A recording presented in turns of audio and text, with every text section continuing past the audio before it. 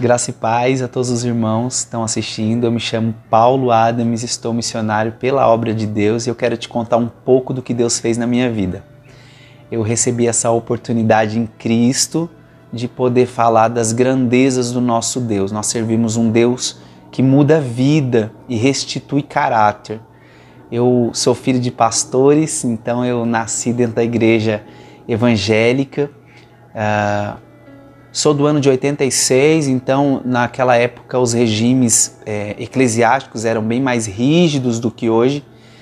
Cresci ouvindo e pregando a palavra de Deus, vendo os meus pais mencionarem o nome de Jesus. A minha mãe é uma grande missionária de Deus e a minha maior intercessora. E desde criança eu cresci no berço evangélico, caminhando com Jesus. Aos 8 anos de idade eu fui batizado com o Espírito Santo. Com 10 anos de idade eu já pregava nas igrejas e no dia 20 de dezembro de 98 eu fui batizado nas águas. Passando esse período eu comecei a sofrer alguns ataques espirituais, na verdade. Eu tinha muitos sonhos, muitas perturbações e aquilo tirava a minha paz. Eu acabei sentindo um desejo que não era costume e que era abominável até aos meus olhos e queria achar solução para aquilo. Eu comecei a ter um espinho na carne e aquilo foi me direcionando e saindo do foco e da visão de Cristo. Bom, eu me achei homossexual no mundo e eu queria entender esse processo, sofrendo tantas perseguições religiosas por conta disso, tentando achar o motivo para aquele tal sentimento. Eu tenho uma tia, a minha tia foi um bandista há mais de 30 anos e hoje, para a glória de Jesus, ela serve ao Senhor Jesus. A minha tia me levou para um terreiro de Umbanda, onde eu fui atrás, na verdade, queria entender o motivo daquela situação. E passando um tempo, eu fugi da casa da minha mãe e fui morar nesse terreiro. Quando eu cheguei dentro desse terreiro, eu achei muito legal e me encantei com os barulhos dos atabaques, com as cores, o fio de conta, a cor da roupa, aquilo me encantou. E eu fui entendendo sobre a religião. Com 13 anos eu fugi da casa da minha mãe e fui morar nesse terreiro, porque eu achava que a minha situação, minha condição homossexual era se dada a algum espírito, ou porque fui designado para aquilo. Passando algum tempo, eu recebia uma entidade chamada Maria Mulambo, inclusive eu tenho ela tatuada nas minhas costas, e me escravizou por mais de 12 anos. Ela incorporava em mim com 13 anos de idade, fazia consulta para garotas de programa e travestis da cidade onde eu morava. E um certo tempo eu acordei dessa entidade e tinha muitos travestis ao meu redor. E eles fizeram um convite, disse: Paulo, você já tem um corpo em evolução e se a gente aplicar hormônio em você, vai crescer peito e você pode trabalhar com a gente na rua. Então eu, partindo toda contra a palavra de Deus em Romanos capítulo 1, versículo 27, que Deus abominou as paixões infames, eu fui para o mundo da prostituição. E lá nas ruas eu conheci o que era droga, conheci o que era bebida, conheci o que era o vício e me prostituí por mais de 6 anos. Eu, com 13 anos de idade, estava me prostituindo nas marginais da cidade de Itu. E ali eu fiquei por um bom tempo. Eu me lembro que, com 2 anos morando dentro desse terreiro, eu tomei todas as camarinhas de Umbanda. O que é isso? É um ritual litúrgico para o sacerdócio umbandista aqui no Brasil. E me formei pai de santo de Umbanda.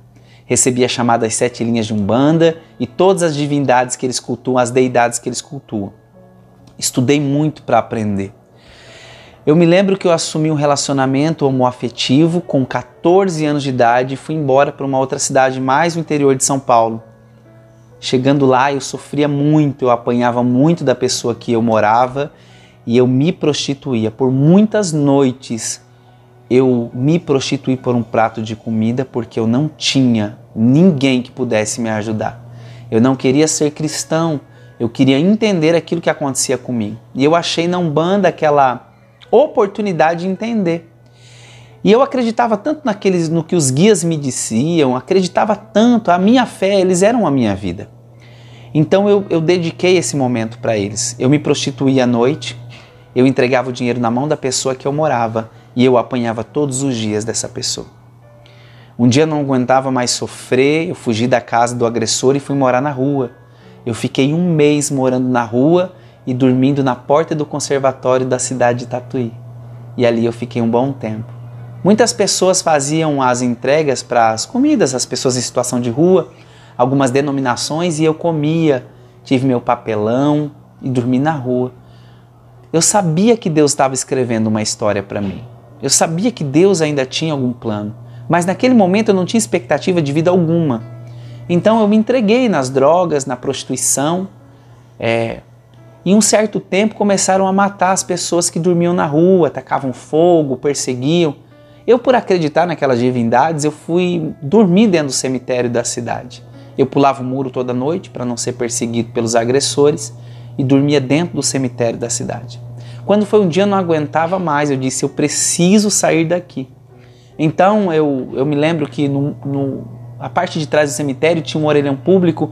Eu liguei para o meu pai e disse, pai, pelo amor de Deus, me tira daqui. Eu estava muito magro, doente, tinha adquirido inúmeras doenças venéreas no mundo da prostituição.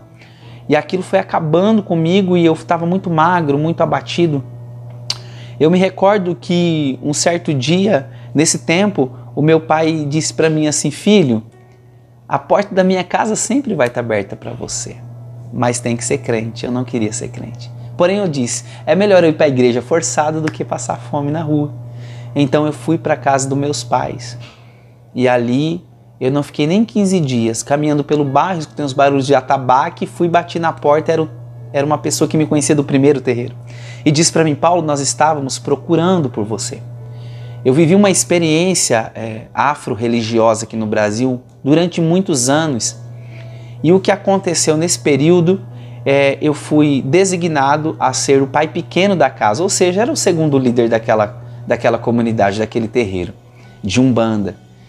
E como pai pequeno ou segundo líder, eu era quem fazia os cultos às entidades de esquerda, Exu, Pombagira. Eles vinham porque eu cantava, ia embora porque eu mandava. Então comecei a fazer os cultos para essas entidades. Um certo tempo, quando eu terminei um dos rituais, eu entrei dentro do quarto e fui para dormir, tomei um banho, deitei na minha cama, do lado tinha um criado mudo com um telefone fixo, e na época, quando eu deitei na cama, eu esqueci de apagar as luzes, e quando eu olho, eu vi uma mulher na porta. Essa mulher estava com uma saia até os pés, estava nua, da cintura para cima. Eu sabia que era aquele demônio que eu recebia. E eu sabia que ela não estava boa. Eu perdi a força dos meus braços, a força do meu tronco, dos membros. Eu fiquei paralisado em cima da cama. Ela com os 2 pés sobre os meus peitos. Ela subiu com os 2 pés e com uma mão ela me enforcava. E com a outra mão ela apunhava como se fosse me esfaquear. Foi muito nítido para mim aquilo. Eu entrei em desespero, tentei pedir ajuda do pai de santo que estava no quarto do lado, mas a minha voz não saía. Eu sabia que ela estava indo me matar. Ela dava muita gargalhada e eu pensei que era o meu fim naquele dia. Quando, de repente, eu bati a mão no telefone do lado, eu disquei o número da casa da minha mãe. E a única palavra que saiu da minha boca foi, mãe, pelo amor de Deus, vem fazer o apelo que eu quero ser crente. A minha mãe entrou com 15 minutos, a minha mãe chegou nesse terreiro. A minha mãe quebrou o José, a Maria, o Pilintra, a Padilha, a fulana, a ciclana e apontou o dedo para o Pai de Santo e disse, no meu filho não, Satanás, eu e a minha casa serviremos ao Senhor. E depois desse tempo eu fui para a igreja, passei todos os processos de libertação, pela Assembleia de Deus eu fui ungido a cooperador, eu estou abreviando os anos, o Senhor foi trabalhando nas nossas vidas e eu fui direcionado pelo ministério a um campo missionário em São Bernardo do Campo, em umas comunidades. Nesse tempo nós fazíamos vigílias, foi a época que eu comecei a fazer culto dentro dos presídios, ganhamos muitas almas para Jesus e o nome do Senhor foi glorificado. Mas a Bíblia diz que nós temos que vigiar e orar. E quando a Bíblia diz vigiar, é porque o diabo, nosso adversário, ele está ao nosso redor esperando apenas uma brecha. E eu não vigiei. Em campo missionário, eu caí na fé. Eu tinha olhado para o homem e tinha tirado a visão de Jesus. E o homem é falho, o homem erra, o homem é pecador, mas o nosso Jesus é um Deus que veio para dar vida e Ele é santo. E importa que Ele seja glorificado independente da situação.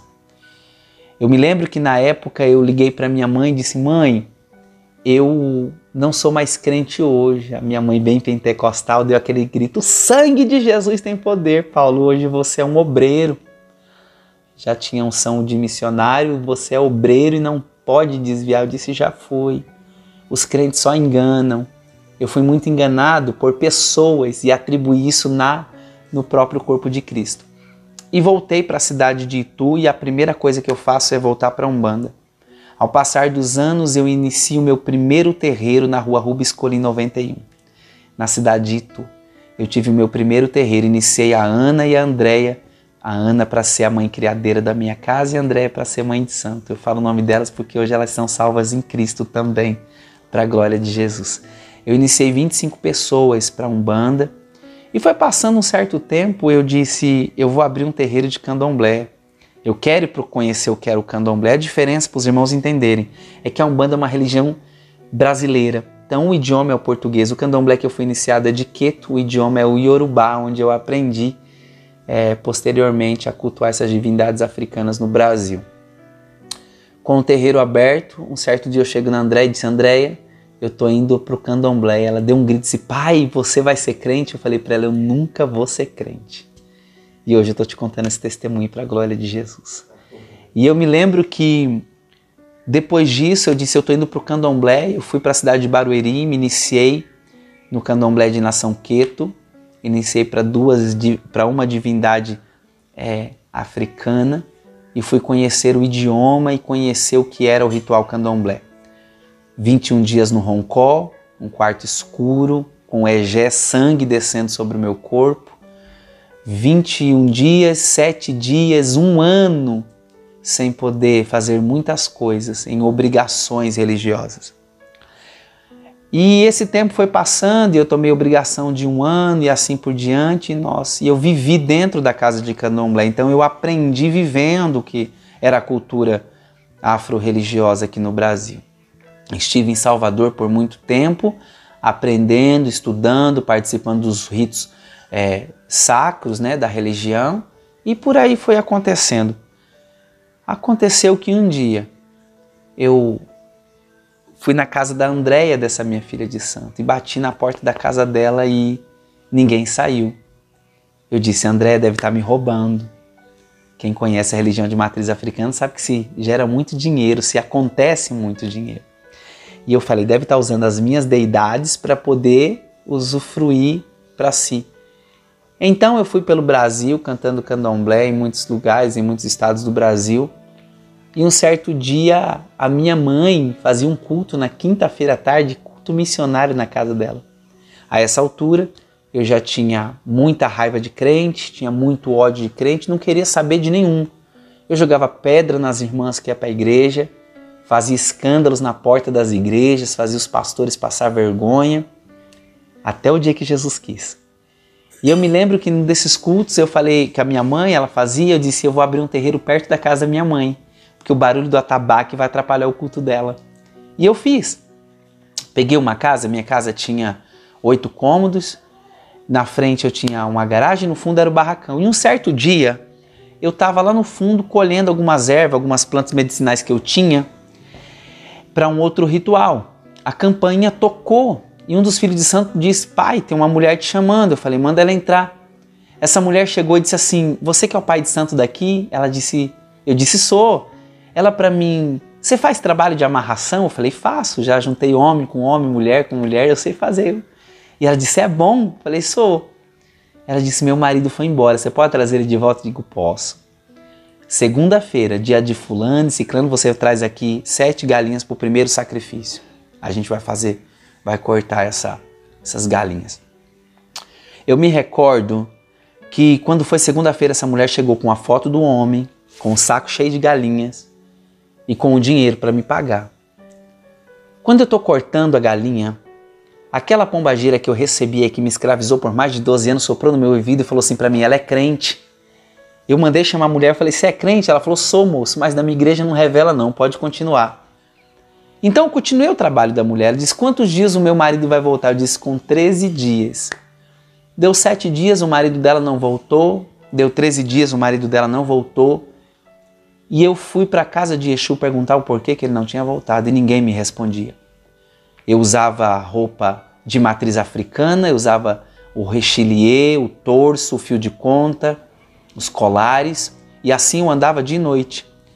E eu me lembro que eu coloquei essa roupa, coloquei a foto do homem num bolso e o dinheiro no outro para devolver. Existe uma coisa chamada caráter e ela é forjada dentro da nossa família, né? Não é religião quem dita isso. E foi passando, e eu passando pela rua para achar o endereço dessa mulher, eu tive que passar na rua da minha mãe. E a minha mãe estava do lado de fora varrendo a casa. Quando a minha mãe me viu trajado daquele jeito, ela disse assim, varão valoroso, servo do Deus vivo, você é o vaso que Jesus falou para mim que ia me dar, Paulo.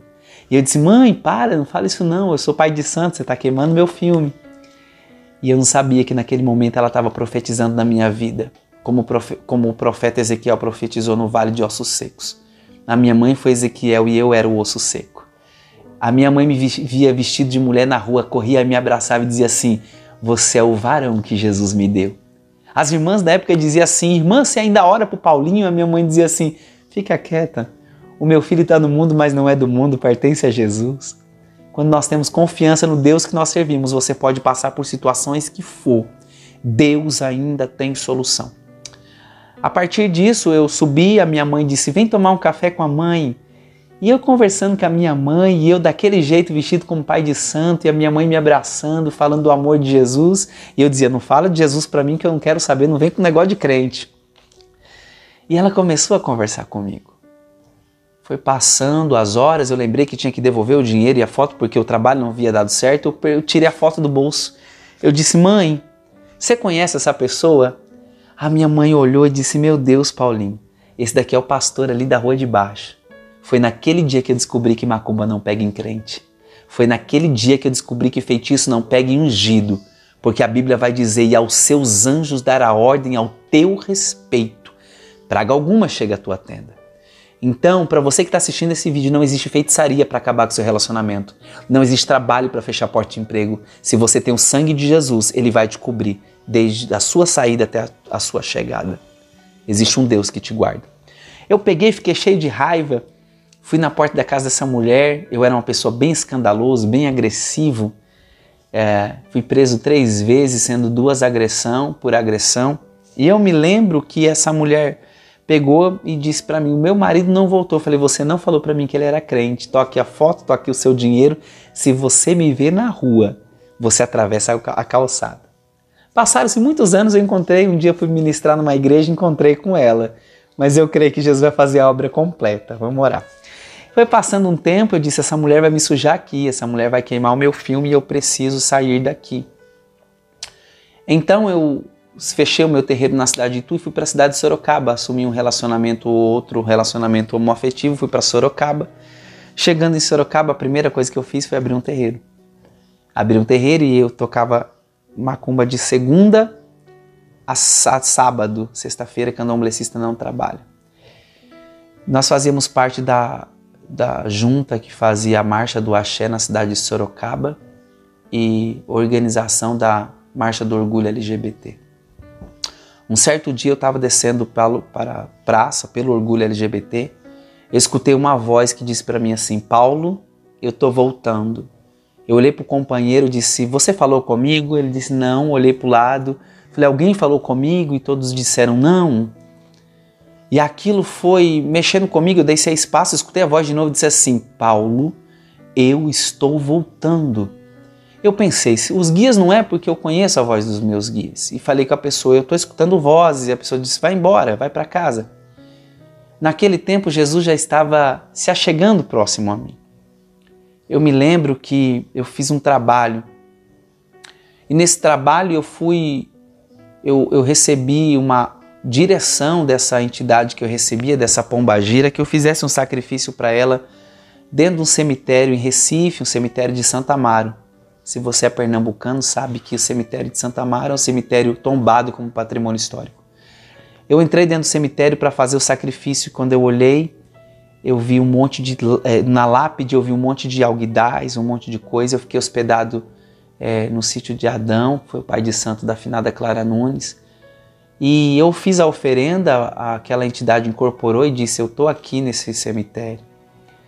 Foi passando, voltei para o sítio de Adão, estava tendo um toré de Jurema, quem é da religião sabe o que eu estou dizendo, onde se cultua caboclos e índios, e ali veio um esquerdeiro, um homem chamado, um espírito chamado Tranca-Rua das Almas.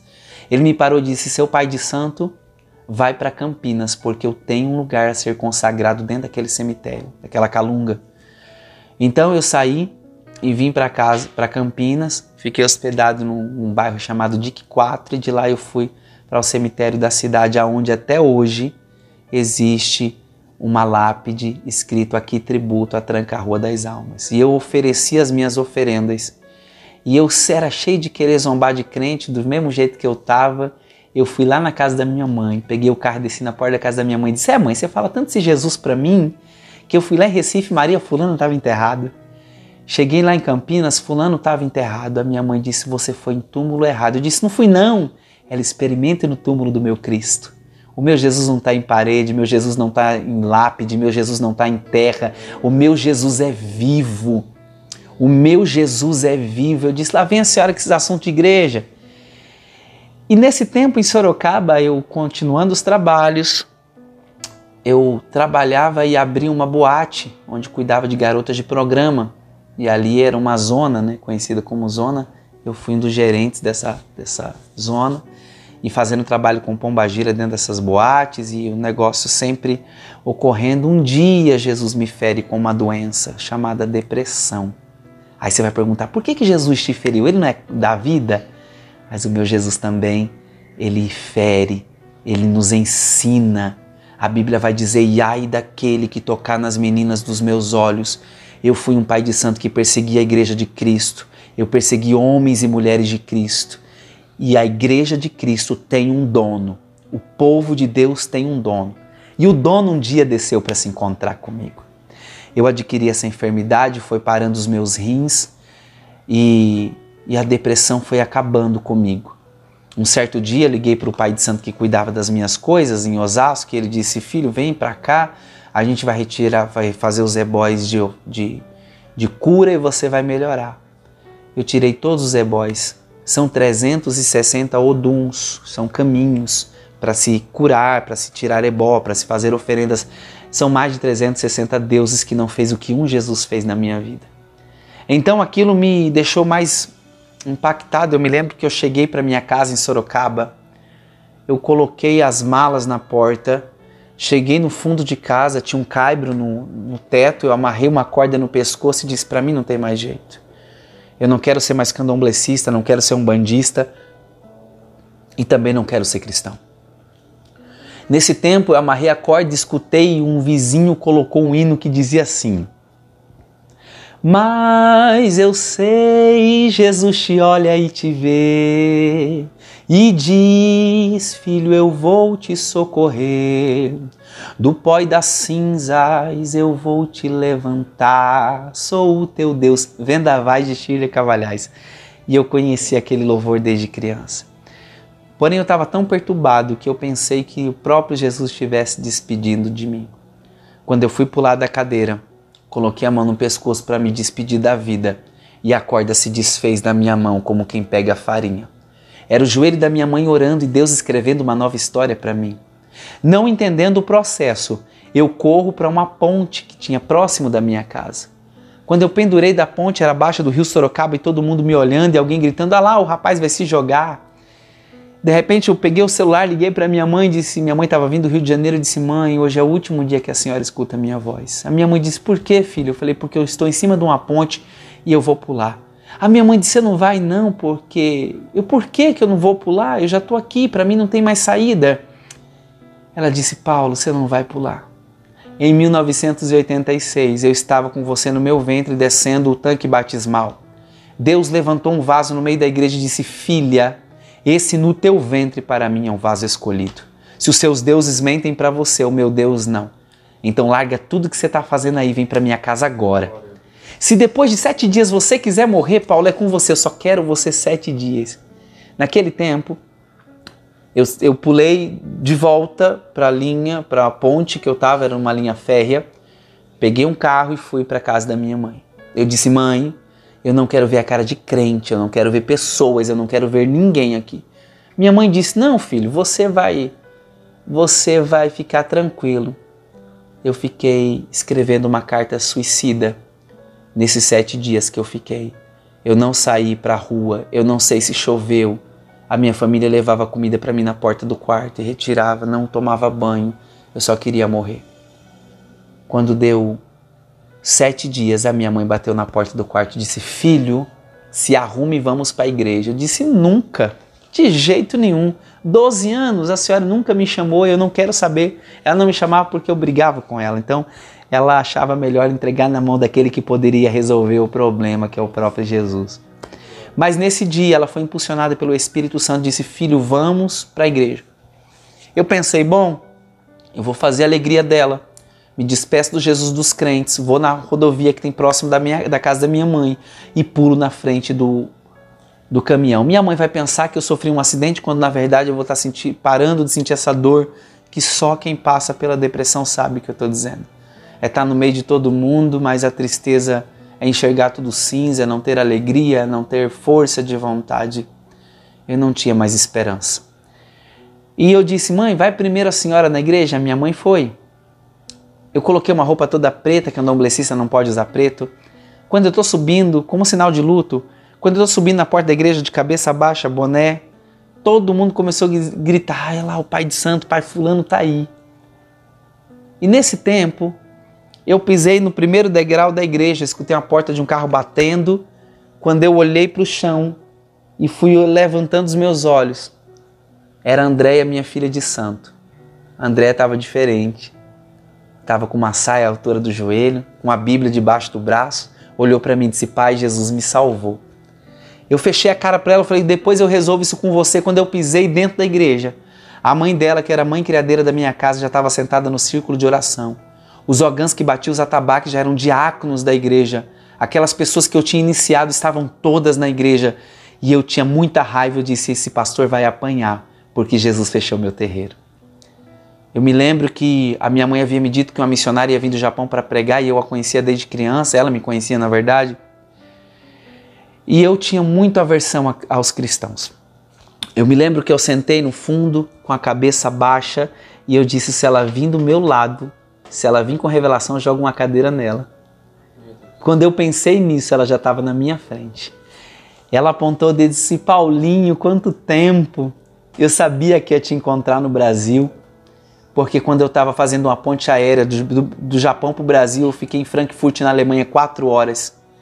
O Espírito Santo desceu dentro do saguão antes do avião para o Brasil chegar e disse, filha, no Brasil tu vai encontrar o meu servo Paulo, fale para ele que eu sou aquela voz que disse, Paulo, eu estou voltando. Paulo, eu estou voltando e tenho pressa. Naquela hora só eu sabia daquilo, então eu desmoronei, comecei a chorar e ela disse, tem mais, você entrou aqui dentro procurando a morte, mas o dono da vida está na casa e manda te dizer, volta hoje. Eu disse, Deus, se verdadeiramente o Senhor existe, eu não quero sair daqui com o mesmo sentimento que eu entrei.